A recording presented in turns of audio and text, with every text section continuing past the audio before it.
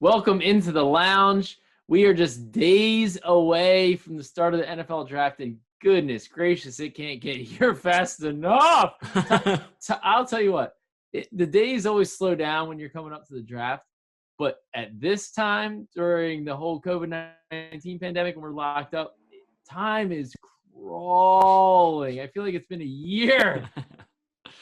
Well, you know what's interesting about the draft, beyond just the draft itself, is that I think that's going to be – everyone's so excited about it because this is the first time that there is a sporting event, a sporting item for people of like everyone's watching old games. And there's like a Michael Jordan documentary. And that's like the most exciting things in the sports world that are happening right now. Finally, now you have something new and it's a draft. And obviously we're all fired up about it.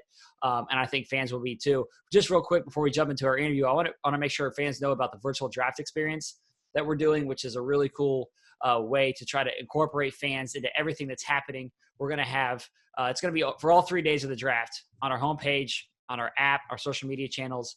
You'll be able to get a really cool look at everything that we're doing. Couple things after the draft every day, we'll be streaming the press conferences, and you'll have the opportunity to throw in some questions that could get posed to our decision makers. So that's one thing that we'll be doing. And one of those decision makers, of course, is our director of player personnel, Joe Hortiz. So let's not waste any more time. Let's go ahead and welcome him into the podcast. Well, we are thrilled to have back Joe Ortiz. He promised. Joe, you promised that you'd come back, and you followed through. So you're a man of your word. I'll give you that. I am. I try to be anyway. So, we're only a few days away from the draft here, and I guess the standard terrible yuck question is, who are we going to take, Joe? Yeah, that's a good question, and it's one that we're going to have to find out right around pick 27 when that gets turned in. We'll have an idea, Wait, did you guys already trade up one? I thought you were 28. You moving up to 27? No, once 27 gets turned in, then we'll have an idea who we're going to be picking. Okay. I got you. So that's just so hard to predict. The further you are down the draft board, the harder it is to predict who the player will be. So we're just going to kind of wait and watch the draft unfold, and hopefully a player that can help us gets to us in the first round.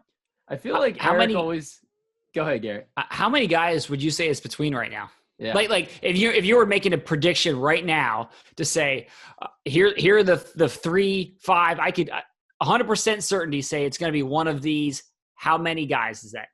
God, it's so hard because it'll depend on how the draft unfolds. If teams start taking, for need early versus best player available, BPA, we call it, then it could really, the group of guys could grow. It could get to 10 guys. I think ultimately you say, okay, when we're picking at 28, okay, these 15 guys are probably going to be gone. And then it's going to be one of these dozen guys. And you have a percentage of likelihood that each individual guy will get there.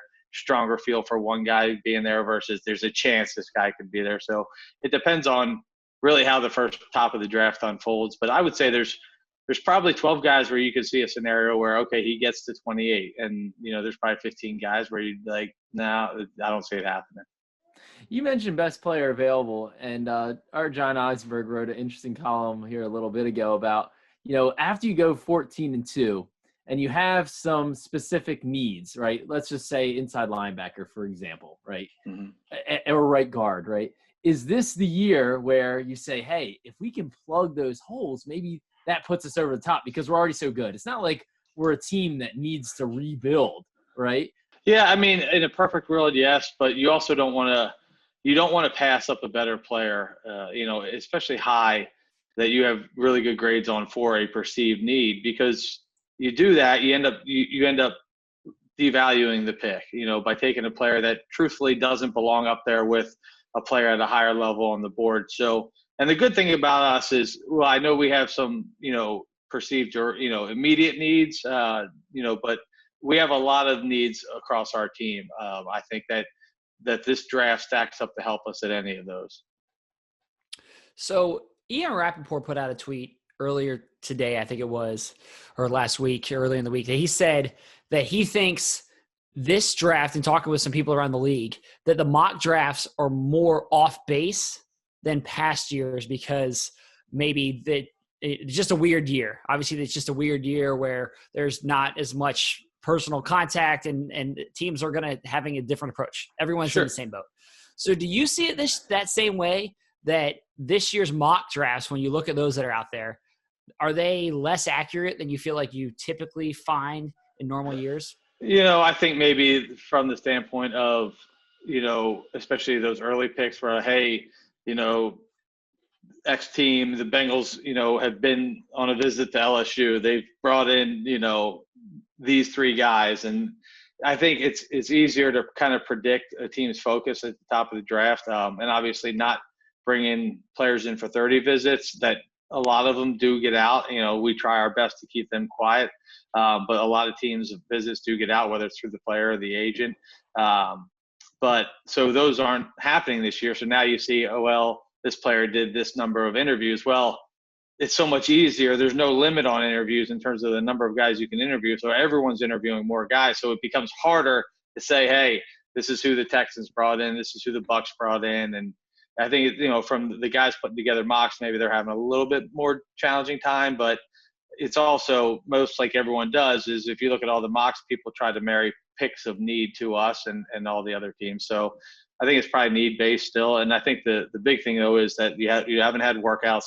You haven't had stories about guys having a phenomenal pro day, and that buzz created through the machine, so to speak. Mm-hmm. So everybody wants to know how this whole virtual draft thing is going to work out. Are you Mr. Tech Savvy? How are we looking here, Joe? Should I be at all worried about internet connections? What's going on? Well, so before we had our meetings last week, and Monday through Friday, or actually Saturday, and so we went through. My wife and I were kind of looking through our internet, and the good thing is we were due for a new modem, and actually the day where the state of Maryland got locked down at 5:00 that evening. I was actually already out of the office because my son was he was ill, dealing with a fever and a cough, so we were a little concerned and being careful. So we did a virtual doctor's appointment with him, and then I ran over to Comcast and got a new router. And the guy told me that this can handle the highest capacity that we can offer the public, and so we cranked it up to a high capacity, and so I feel pretty good about my internet speed, but again, I may have the ability to carry 1,000, and Eddie might have to help me out on this one, but MPHs, but I guess it's a gig in the end, but Comcast doesn't necessarily allow you to do that through cable. So I'm running at about 300, which the IT department has told me that's plenty enough. So didn't have any issues really during meetings last week. And we had a lot of guys on, a couple times where the feed would get a little bit choppy. And I kind of, if I felt like it was coming from me, I'd step out and say, is anyone on the Xbox or watching YouTube or, Netflix streaming something? And, but for the most part, it went smooth, and we didn't really have any problems with anyone through the week of meetings. And I feel pretty good about it. We've done a lot of simulations already, and we're going to do some more over the course of next week leading up to the draft. So how does it all work? Can you explain to us at home, how is the pick going to be made virtually? Yeah, so it's basically, there's multiple platforms to make a pick. The league's going to use Microsoft Teams. They're going to have a conference call if you can't get through on Teams, and worst case scenario, you pick up the phone and make the call if everything's down. So there's multiple platforms to make the pick. It's basically going to work like this. Eric's going to be in the virtual draft room, and he's going to be running the meeting and running the discussion, and he'll tell us who we're going to pick, and Nick Matty will turn it in. And if Nick has a problem, I'll turn it in, or Eric will turn it in. So we have backups. So if Nick all of a sudden just blacked out because he lost power or internet and he doesn't know who we're picking, then I'll do it, or Eric will do it. So there's definitely fail safes in place. And again, worst case scenario, everybody goes dark and Eric can pick up the phone and call the league. This might be a silly question, but is the rule, once it hits the chat, basically, that's your pick? if you're thinking about like if you type it in, if Matteo types it in and he's planning to hit send, but he thinks Eric says go, but Eric says no. Right. like how does that work? What are the rules on that? So I've not been part of any calls with the league where that question has been posed. I actually did talk to Nick about that yesterday, and he's like, I'm going to have bad dreams about this. Like don't hit enter until it's done. Now I think through the Teams app, it's going to go straight to the league. It's not going to be broadcast to all the teams. So I'm sure they will. I'm hoping, and I'm sure they will. Hey, confirm so-and-so is your pick. Yes, it's confirmed. So I think, yes, if you hit enter, it's the pick, but it's just like handing them the card behind you. Don't hand them the card until Eric says hand them the card. Don't hit enter until Eric says enter. And truthfully, it doesn't take long to type a name, so don't type a name until he says turn it in, And So, Joe, you mentioned about trades, and it has me curious because I wonder, because of this all being virtual, whether it's just going to be too hard to execute trades, because we all know how this whole virtual thing works and it just gets crazy. And I imagine it's already crazy in the draft room without all this, just trying to work out trades. So do you think there will be less trades because of all that this year? No, I don't think so, because, most trades are executed via the phone, if not all trades, very few through any other means. So I think people will still make the calls. Maybe they'll be a little bit more proactive and call a little bit earlier. But the biggest thing that happens once the trade offer is made or the trade discussion begins is in the room we're talking about different options, what we could possibly, whether we like the trade or not, what we should ask for in return, in addition to what they're offering.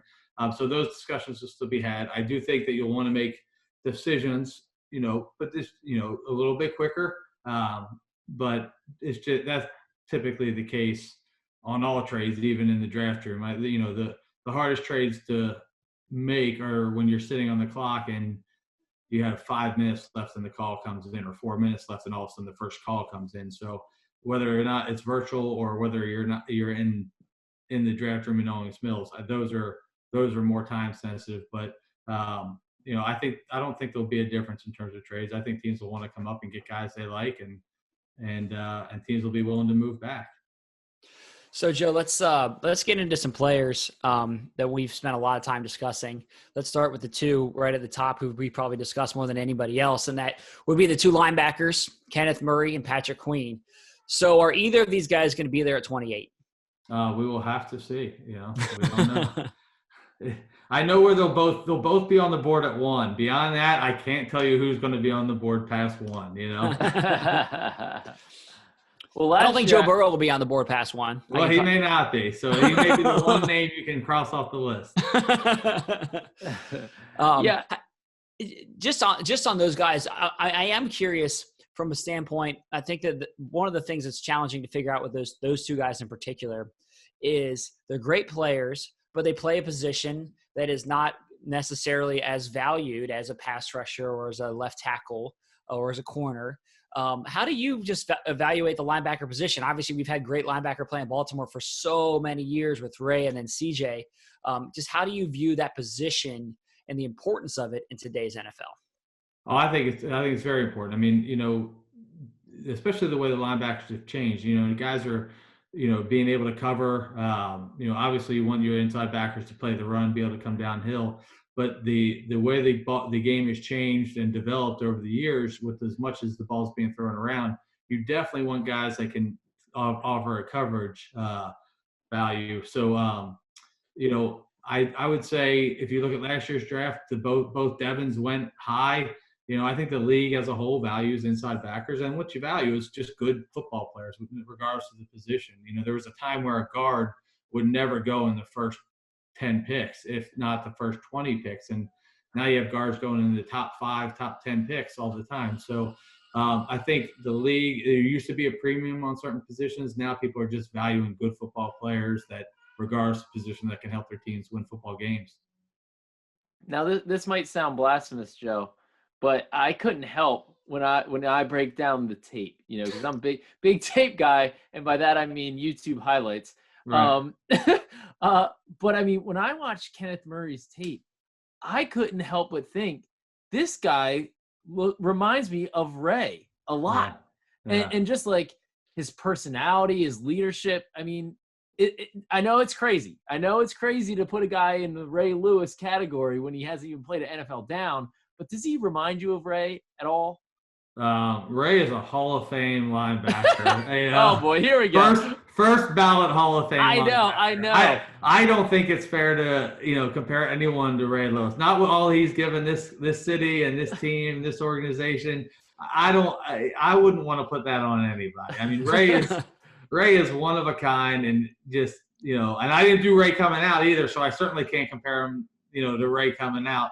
I'll say this: Kenneth is a good football player with a lot of athletic skill, and he's a good kid. So that's what I'll tell you about him. But in terms of comparing him to Ray Lewis, I can't do that.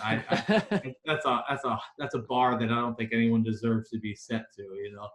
Now, last year we spent a lot of time talking about wide receiver, and if you remember correctly, Joe, in this same podcast we did a little bit before the draft, we told you that you were going to draft Marquise Brown. Do you remember? We did. I think, and you wanted AJ Brown, I think, right? That's correct. That's correct. Yeah.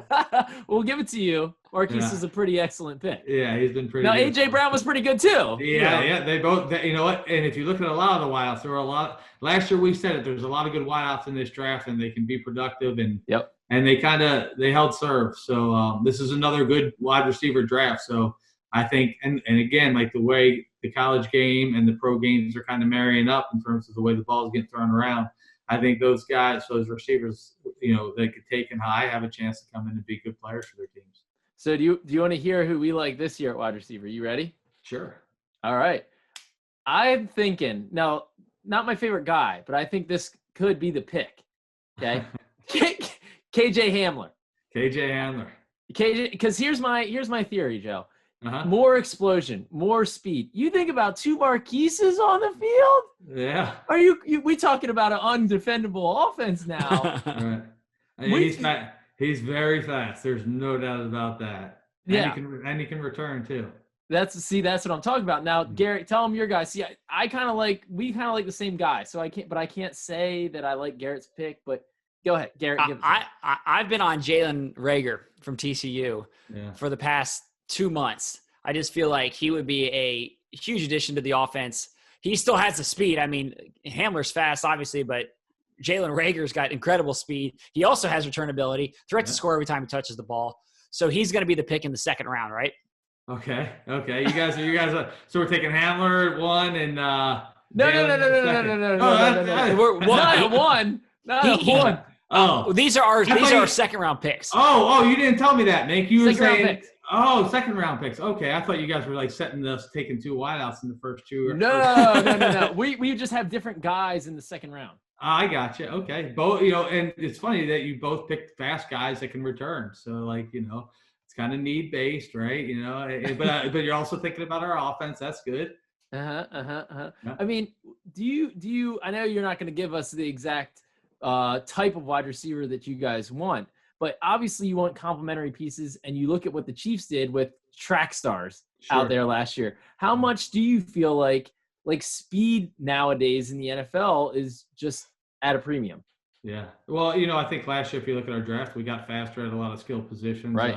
Miles, Marquise, Justice. So, certainly you want to make the faster you are, the harder it is to defend, definitely. And the bigger and stronger you are, the harder it is to defend. So, I think if you look at our run game, we want to be physical. And if you look at the receivers we have some fast guys, but we also have guys, again, you got to catch the ball, right? And guys like Marquise, he's got sticky hands. And Miles made some big catches for us. I know he didn't get a lot of balls, a lot of chances, but he made some big clutch third down catches, some touchdown grabs for us. So we want guys that can obviously catch the ball. I don't think speed is a deal breaker. A guy who's not fast is a deal breaker. I said that last year. I think just the way the draft fell and the way our picks fell, we ended up taking guys that could run faster than some of the other guys. But you mentioned like AJ Brown. Well, he wasn't as fast as Miles or Marquise, but he was a good player that we really liked because he was physical, tough, and he caught the football. So can we give you one more guy that we both really like? And it's rare, I think, that Mink and I are on the same page. It is rare. It's not, it doesn't happen often, but weirdly enough, it's happened a lot. I think as we've just been discussing so much about this draft, is on the offensive line, which I want to talk a little bit about in depth. But Robert Hunt, big offensive lineman. What do you think of him? And then just broadly, what are you looking for, I guess, as an offensive lineman as you try to replace Marshall? Yeah. Again, like Marshall's kind of one of those rare guys. So you replace the position, you don't replace the guy. Mm-hmm. Marshall was just so good for so long.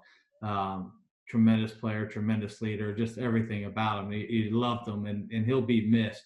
I think the thing, you want guys that are, have some power to their game and some toughness and some competitiveness.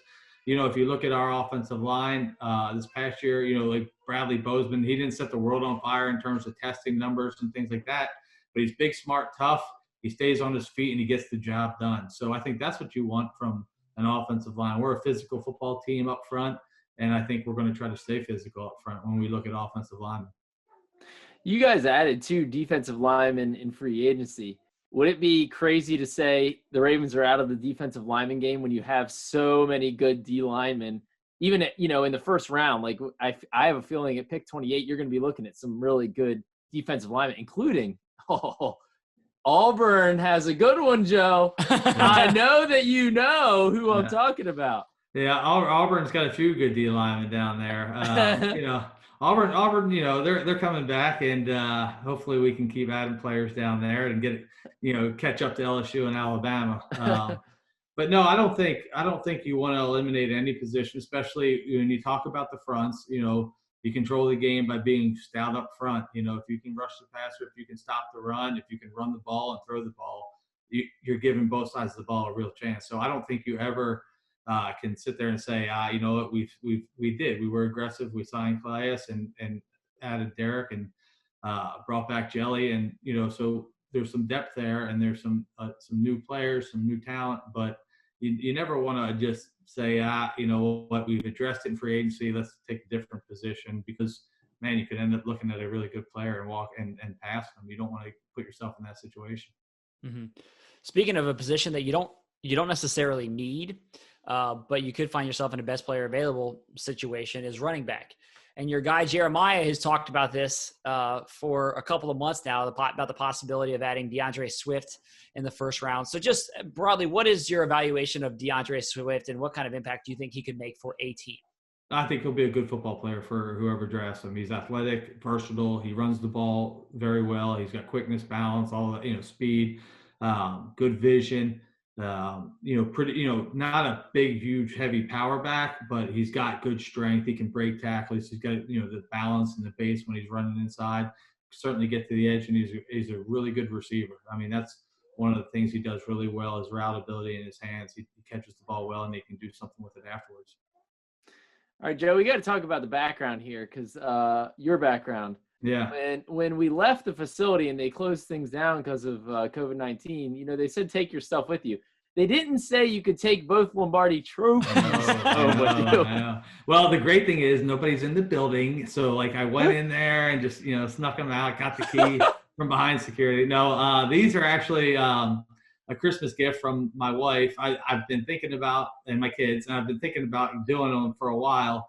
I want to get some replicas made of our 2 Super Bowls, and my wife gave them to me for Christmas this year. It's a little bit of an ordeal getting them done. There was a few mistakes on them. As a matter of fact, we beat the Glance in Super Bowl 35. The Glance. So we had to get it redone, but happy with the end result. They look pretty good back there. And I had one up the other day during the press conference, and my wife was like, "Oh, you should put the other one back there." But during our meetings, I switched our background. I was telling you guys before this, I put the draft room up. I had went online and found a picture of the draft room, and the picture I put up made it look like I was sitting in the front corner of the draft room, and I don't know who it was. I won't name names, but it was people concerned, about not being in the building, and we're not allowed in the building, and certainly I'm fully aware of that. But someone saw me and they're like, "Joe, what are you doing at the facility?" And I'm like, I was like, oh my God, someone thinks I'm actually here. I'm like, well, I was like, well, I had to come up here and get some stuff before the meeting, and I knew I wouldn't have time to get back to the to my desk at home, so I just decided to have the meetings from here. And somebody, oh, you cannot be in there. What are you doing? You can't be in there.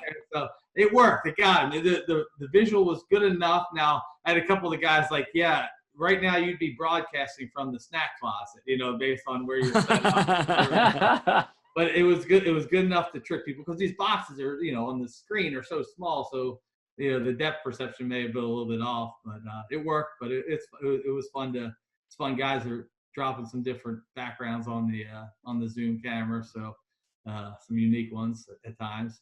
Wait, was it Nick Matteo or Dick Cass? I'm not going to name it. So Pat maybe. It did raise a flag, but it was quickly squashed. Eric did. Oh, guys, he's not there. He's messing around with his background. So. All right. Well, so we always like to do the game, Joe, where we give you some random names. You tell us who they are and what position they play.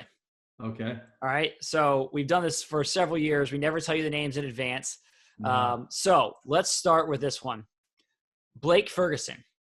Blake Ferguson. He's a long snapper from LSU. A long snapper. Yeah. How do you know a long snapper? Long snappers, just, you kind of identify who the guys are with NFL talent. There's not a lot of them every year. But Blake, he went to the combine and he was at the Senior Bowl, I believe. So he's one of the good ones, out there. Right. National champion. Come on, Garrett. Yeah, and the other thing is long snapper. Yeah, but I do go into LSU, so I'm going to know who all the prospects are at LSU.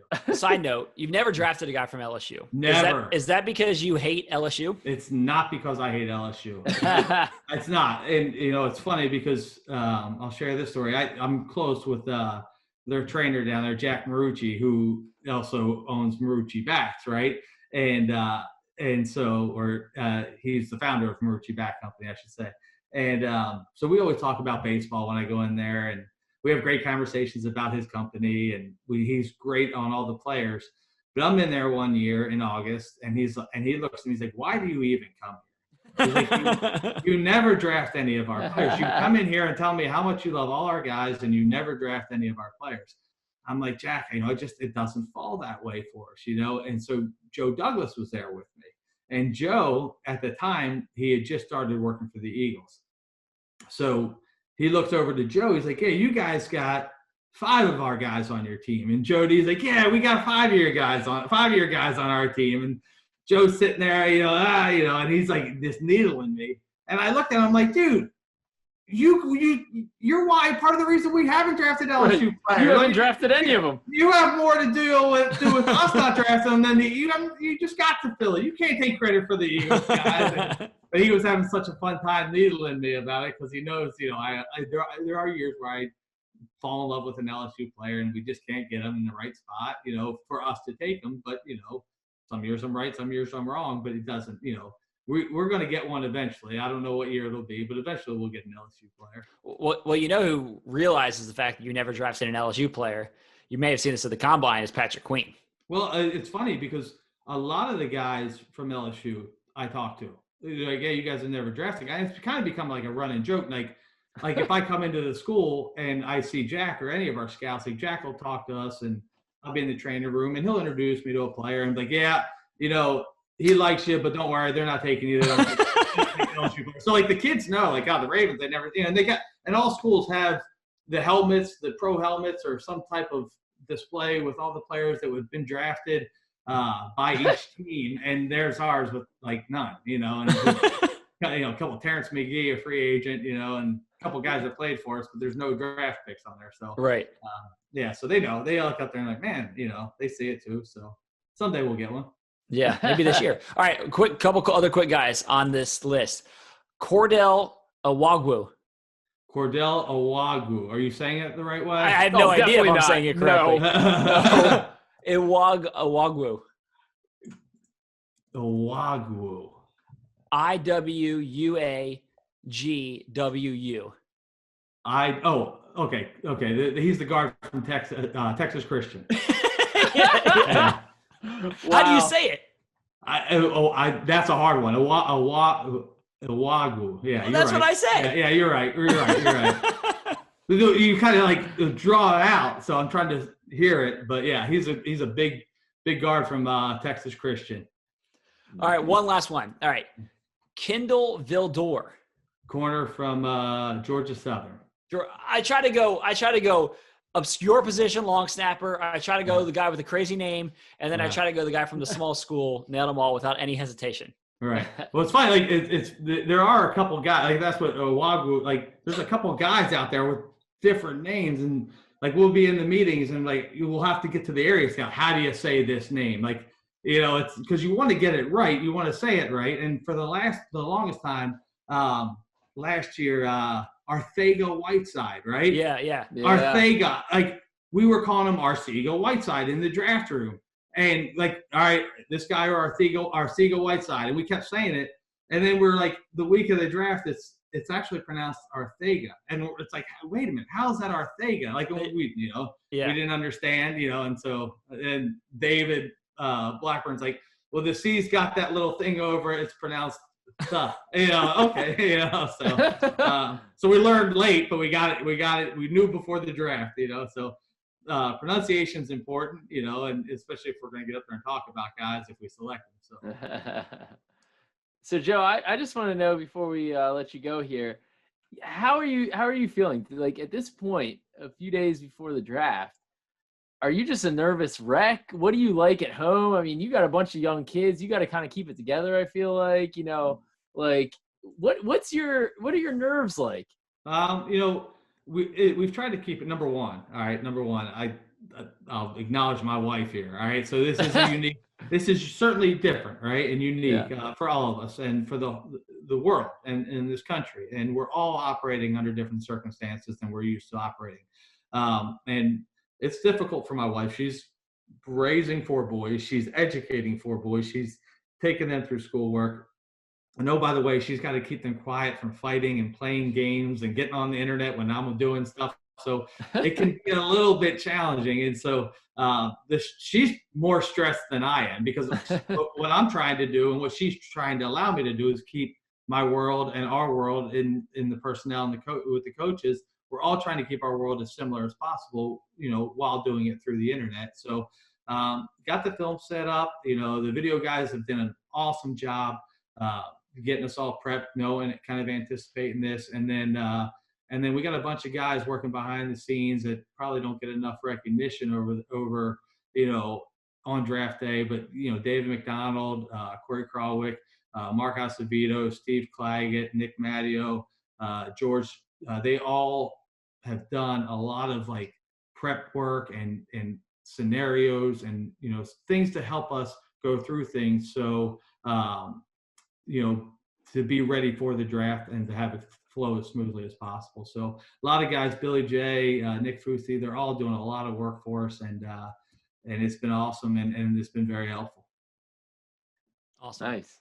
Yeah. Well, thank you so much, Joe. We really appreciate the time, man. Yeah. I saw somebody ask the question, I don't know who it was, about what are we going to do without Corey's handwriting? Oh, yeah. So what's Corey going to do? Corey's going to be working trade analytics and other things, but we're going to miss his handwriting, but what we're going to do is when we get back in the building after the draft, he's going to have to write up all those picks once we get in there. He's still going to have to do it. It's just not going to be live when it's happening. Nice. Good to know that everybody still has a job when we get back. Yeah, hell yeah. All right. Well, thank you so much, Joe. All right, guys. Awesome stuff from Joe as always. Garrett, do you have any more confidence in your mock draft pick? I have 100% confidence as always. So it's I had that already. So now, just hearing from Joe, maybe it solidified some things, but it doesn't mean that it's any higher. I already felt great about this. Is the season. The real question is, 'tis the season when you try to get in my head. That's what you're doing. Do you feel right any now. worse about your mock draft? Because that is really what's more likely to have happened. Well, mine's still not finalized, so I don't know. This is your game. You try to get. I told you who my pick was, and we shot a video in which I said my pick. But we all know the pick isn't official until I put it in our written 7-round mock. That's the official. So I did one on video. We'll see if I stick with that. And you, terrible pick. Definitely not going to be picked. Awful. Just not even a good player. But you try to get in my head. And the saddest part is it's successful. Well, here's what's going to happen is you picked one player for that video who I'll just say it was AJ Epinesa. Yes. Then you're going to pick another player on the podcast. Then you're going to pick another player in the written mock draft, and you're going to claim all three. Sure. Yeah. That's what's going to happen. And then in the podcast is Zach Bond. In the podcast sorry. In the podcast is Kenneth Murray. Podcast is Kenneth Murray. He slips. Dream scenario comes true. Get Kenneth Murray. And then maybe in my written, I'll go Zach Bond. Yeah, it's because you're not a man of integrity and you have no confidence and you don't know what you're doing. So you just throw out a bunch of names. That's the reason. So that again. Our next, say that to my face. Hey, our next podcast is going to be the full 7-round mock draft, and that's coming out on Wednesday. So we want to hear from you guys. Let us know who you think we're going to draft. Send in your 7-round mocks, send in your 1-round mocks, whatever you want. Go ahead and send them to us at the lounge at ravens.nfl.net. We look forward to getting those, and we're really excited to roll out that full 7-round mock next, just a couple days from now. So stay tuned. Yep. All right, one quick thing before we wrap up. We obviously have the virtual draft experience coming up later this week. It's going to be a really cool 3 days that we have on our app, our website, our social media channels. I mentioned it up at the top, but it's just going to be a really cool way for fans to engage with all of the things that are happening around the draft. Also, we want you to know that Ram is the sponsor of that. And if you've been reading scouting reports, you know that Ram trucks are Motor Trend's back-to-back truck of the year. Ram 1500 is the top pick with an available Hemi V8 engine, e-torque hybrid technology, and a 12-inch touchscreen. Plus, it offers a truckload of available features. Same with a hardworking Ram 3500 heavy duty. For generous cash allowances and great lease offers, go to ram.com and find your local Ram dealer and take advantage of great deals going on right now on Ram trucks. The back-to-back Motor Trend Truck of the Year. So go ahead and get that Ram truck. That's it for me, but we will have our full 7-round mock draft coming up on Wednesday. It's going to be a really fun episode of the podcast. That's where we'll go back and forth with the full 7-round mock. So send us who you think the Ravens are going to take, whether it's a 1-round mock, whether it's all 7 rounds. If you want to really do the deep dive, you can email us at the lounge at ravens.nfl.net. Thanks for listening and watching today, and we will be back with you on Wednesday.